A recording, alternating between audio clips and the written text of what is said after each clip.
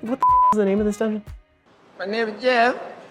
Punisher's Crypt Abyss Starter Guide. That's what I got for you today. The boss is way harder than in the floors B1 through B10. Slow is very important here, but Lauren and Hua are both out because they both decrease attack bar. And if you try to decrease attack bar here, the opposite ends up happening. So that means we need a slow debuff. Ideally, we'd love some buff blocking, and we need big damage. So I'm very proud to present to you the WD Vampires, Walking Dogs. It sounds silly, but the team is pretty exciting. Just like other dungeon guides on the channel, I'm gonna be going through this team in accordance with turn order. So, to start things off, we've got Ergar, the Dark Vampire Lord, who I feel like we haven't seen in a while. It's good to have you back, buddy. Don't make me say that. I'm not friends with Ergar.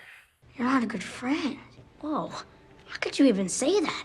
Ergar, who is also your leader with a 38% attack power lead in dungeons, is awesome because he applies a slow to the boss on his skill 2, but he also puts on a buff block.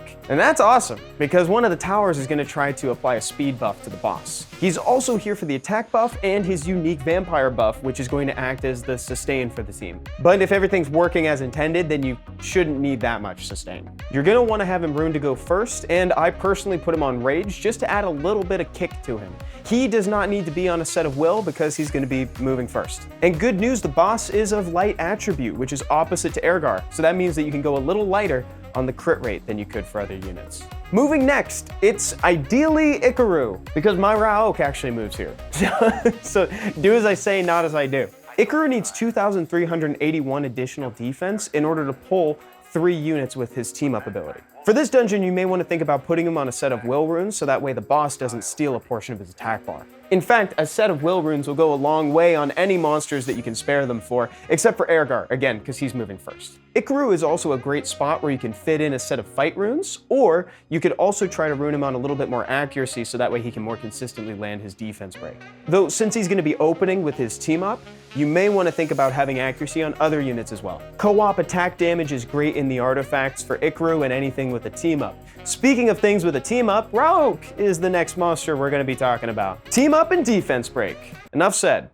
But I'll say more anyway. The surplus of team up effects is awesome because it helps to reduce cooldown times. I have my Raok runed on Violent because he might miss defense break, and I believe in second chances. Raok can also be a good source of damage for the team, so while you're runing him, consider putting him on something like speed crit damage attack, or even attack crit damage attack if your runes allow for it. Like your other monsters, co-op attack damage, skill 1 or skill 2 crit damage, and increased accuracy on skill 1 is also welcome here. Crow is the final dog on this dog walk.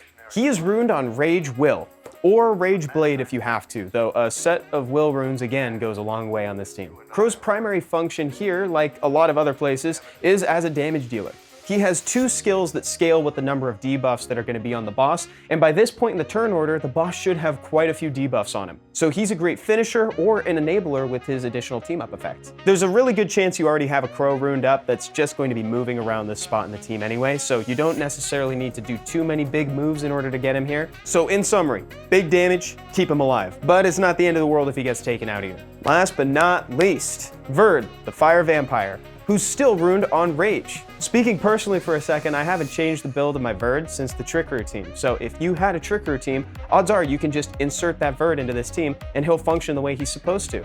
He has 100% crit rate and as much crit damage as I can fit on him. He is a great 5th monster for this team because with so many team-up effects, you're going to find you'll be cycling a ton of attack bar thanks to his passive. Plus, he deals quite a bit of damage. I like this team a lot because it isn't super fragile. Even if something goes horribly wrong and you lose Crow, it doesn't necessarily mean that the run is over, because you've got Ergar and Verd to pick up the slack. Something to keep in mind though is that I've found that if Ergar doesn't have his skill 3 available when it gets to the boss, usually that means that the run is going to get a little bit longer. It's going to skew closer to the minute side than the 43-second average. Also, that last slot on the team is super flexible.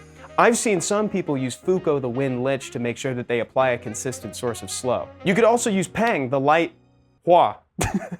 I don't personally have a Pang, but if you have one, she also applies a slow debuff but doesn't reduce attack bar, which is harder to find than you'd think it would be. And she can extend debuffs, so that way the slow is going to go for a little longer, your defense breaks will get more mileage, that is until the tower cleanses them. But still, great damage and slow. So if you have her, you might want to try running her. Anyway, that is a closer look at vampires walking dogs. I hope you guys enjoyed the team. Let me know what you guys are using for Punisher's Crypt down in the comments. And if you have any tips that you want to share with people, please do so. See y'all next time. Bye-bye.